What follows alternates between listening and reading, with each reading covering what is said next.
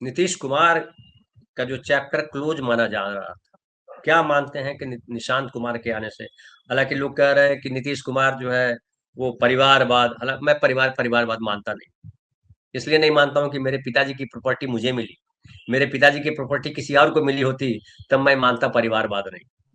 तो मेरे पिताजी की प्रॉपर्टी पिताजी बांट के नहीं गए किसी के कि ये किसी की नहीं है, किसी और की है। तो ये परिवारवाद तो गप है, मैं इसको नहीं मानता, कब से नहीं मानता हूँ, कभी मैंने समर्थन नहीं दिया।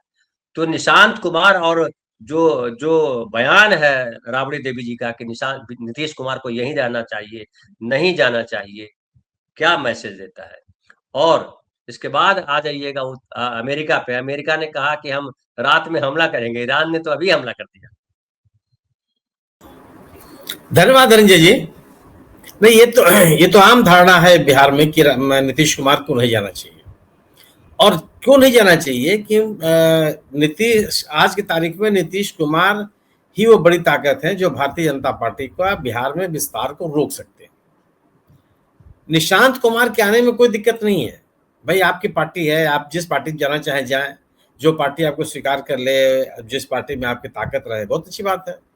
लेकिन आज निशांत कुमार के आने जाने का सवाल नहीं है। आज सवाल है कि क्या निशांत कुमार को एक राजनीतिक ताकत बीजेपी बनने देगी, वह चुनौती बनने देगी जो नीतीश कुमार को के रूप में उसके सामने है, या जो लालू यादव के रूप में एक क्षेत्रीय दल के रूप में बिहार में आरजेडी है।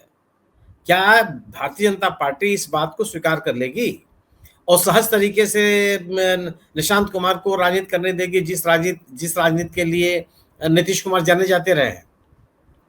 और क्या निशांत कुमार अपने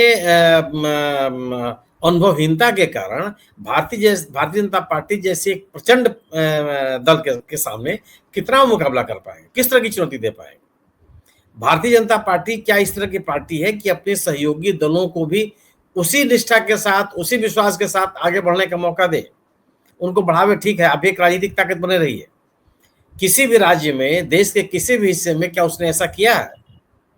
तो सवाल इस बात का नहीं है। सवाल इस बात का है कि ठीक है, निशांत कुमार जी आए, लेकिन निशांत कुमार जी को मेरा अपना मानना है कि भारतीय जनता पार्टी कोई ताकत नहीं बनने देगी, उनको एक आश्रित नेता के रूप में ही बना के रखेगी। किसी भी जगह पर, किसी भी राज्य में भारतीय जनता पार्टी ने ऐसे किसी भी नवजात पार्टी या नवजात नेता को बहुत आगे नहीं बढ़ने दिया, और बिहार में भी वही करेगी। बिहार, हिंदी बेल्ट में बिहार ही एकमात्र ऐसा राज्य है अभी तक जो जहां पे भारतीय जनता पार्टी का उस तरह का कब्जा नहीं है जो अन्य राज्यों में बन गया है। यहाँ तक उत्तर प्रदेश में भी एक मजबूती के साथ उसने अपनी जगह बना ली है। वो आज उसके पास अगर कोई दल उसके साथ न भी आवे तो वो ठीक है, लड़ लेगी और मजबूती के साथ लड़ेगी। लेकिन बिहार की स्थिति है कि वो अपने मुद्दे कुछ नहीं कर सकती, उसको एक सहारा चाहिए, जो नीतीश कुमार जी उनके साथ थे।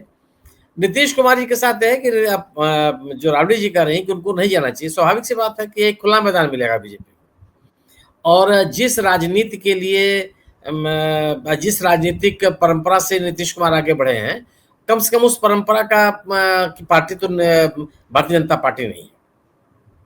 हालांकि भारतीय जनता पार्टी को आगे बढ़ाने में या जनसंघ को आगे बढ़ाने में आप ये भी कह सकते हैं कि जयप्रकाश नारायण जी के आंदोलन में, संपूर्ण क्रांति के आंदोलन में भी जो दल थे उन्होंने उसको वरीयता प्रदान की जनसंघ को, और उनको अपने साथ लाए हो। जबकि गांधी की हत्या के बाद अगर आप याद कीजिए तो भारतीय जनसंघ या संघ के लोगों से राजनीतिक दलों ने एक अच्छी खासी दूरी बना रखी थी, कोई उनके साथ नहीं जाना चाहता था, और लंबे समय तक इस तरह यह भारतीय जनसंघ का विरोध बना रहा। लेकिन 77 में 75 की लड़ाई के बाद, 75 के संघर्ष में जनसंघ को लोगों ने साथ लिया, और खैर एक अलग इतिहास है वो। लेकिन उस राजनीति से निकले जो लोग हैं वो भारतीय जनता पार्टी को बहुत पसंद नहीं करते थे, लेकिन नीतीश कुमार जी ने इस बैलेंस को बना के रखा। तो ये कहना, और मेरा अपना मानना है कि और आक्रामक तरीके से आरजेडी को कहना चाहिए कि अगर किसी भी तरह मैंने भारतीय जनता पार्टी की तरफ से दबाव भी है तो आपको सरकार बनाए रखने के लिए आरजेडी हर तरह का समर्थन देने के लिए तैयार है।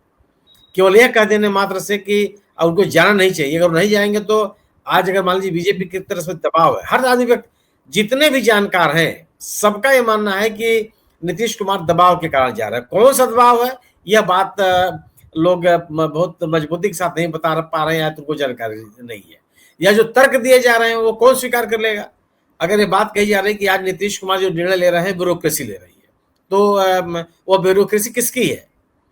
क्या पिछले दिनों माने 2024 के चुनाव के पहले जो ब्यूरोक्रेसी नीतीश कुमार के पास थी, वही ब्यूरोक्रेसी आज मुख्यमंत्री सचिवालय में है, वही ब्यूरोक्रेसी राज्य के अन्य हिस्सों में है? तो यह भी एक बहुत ही आधारहीन तर्क है। दूसरी तरफ ये भी जो कहा जा रहा है कि ये वो राज्यसभा जाना चाहते थे। अरे राज्यसभा तो 2 साल बाद भी जा सकते थे भाई, जब 2 साल बाद फिर चुनाव होगा। अभी कौन सी हड़बड़ी है कि अभी आप भेजना चाहते हैं?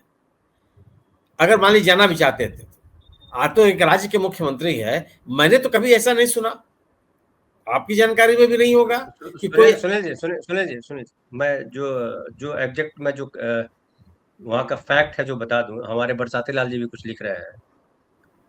दरअसल हुआ यह है कि बीजेपी ने नीतीश कुमार को तो निकाल ही दिया, लेकिन जो सोचा था बीजेपी ने कि जनता दल यू जो है कंप्लीटली हमारी मुट्ठी में आ जाएगा और अब ललन सिंह और जो अशोक चौधरी हैं जो करेंगे वही होगा, वो नहीं हो पाया। निशांत कुमार को लाया गया इसलिए कि निशांत कुमार पार्टी का जो चेहरा है वो बने, और उनके साथ जो पूरा जो दल है उस जाति समूह का और जो लोग हैं जो नीतीश कुमार के लॉयल हैं, वो तमाम लोग उनके साथ मिल करके एक चट्टान जैसा बन गए।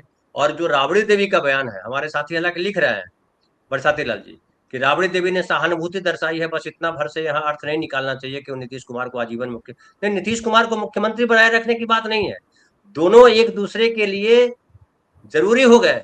जैसे आप याद कीजिए कि जब नीतीश कुमार के राज्यसभा भेजे जाने की बात आई तो सबसे तीखा रिएक्शन आरजेडी की तरफ से आया, चाहे मनोज झा दे चाहे वो तेजस्वी दे। जी अरे धनंजय जी आपका कहना बिल्कुल सही है कि ये बात हम लोग लगातार कर रहे हैं कि संजय झा और ललन सिंह पार्टी को नहीं बचा पाएंगे या पार्टी को लेकर अपने साथ नहीं चले जाएंगे। हम लोगों ने हमारे निजी तौर पे हमेशा ये कहा कि नीतीश कुमार जी का जाने का मतलब ये नहीं होता है कि भारतीय जनता पार्टी ने पूरी तरह से जनता दल यूनाइटेड पर कब्जा कर लिया, और यह मैं इस आधार पर कर रहा था कि उस तरह के रिएक्शन में दिखाई पड़ रहे थे। आज जो निशांत कुमार को पार्टी में लाने की बात की जा रही है, तो मतलब सवाल इसी बात का तो है ना कि अगर आपको पार्टी को एकजुट रखना है तो नीतीश कुमार को क्यों ले जा रहे हैं आप? गोया कि आप जेडीयू को कमजोर करना चाहते हैं, तभी तो इस तरह का बंटवारा है। नहीं, नीतीश कुमार को रहने देते, अपनी जगह मुख्यमंत्री बने हुए हैं। बीजेपी तो चाहती है ना कि कमजोर हो, यही तो मैं भी कर रहा हूँ, इसीलिए मैं कर रहा हूँ कि बीजेपी अगर आज की तारीख में ये मान लीजिए कि निशांत कुमार को लाने के लिए वो तैयार हो गई या किसी बाध्यता के कारण से वो ला भी रही है, तो निशांत कुमार को मजबूत थोड़ी नहीं देगी वो।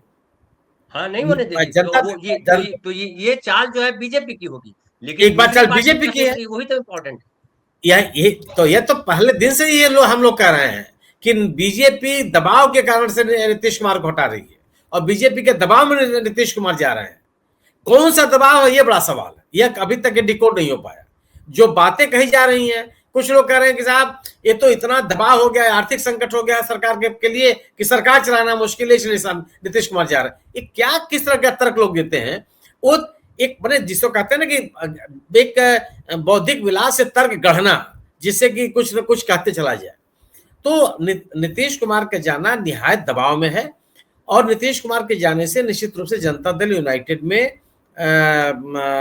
एक तरह की दरार आएगी, और निशांत कुमार के आने से भले ही फौरी तौर पर जनता दल आपको एकजुट दिखाई पड़े, लेकिन बीजेपी के साथ जाने के मुद्दे पर जनता दल यूनाइटेड में एकता नहीं रह पाएगी। ये मेरा अपना मानना है।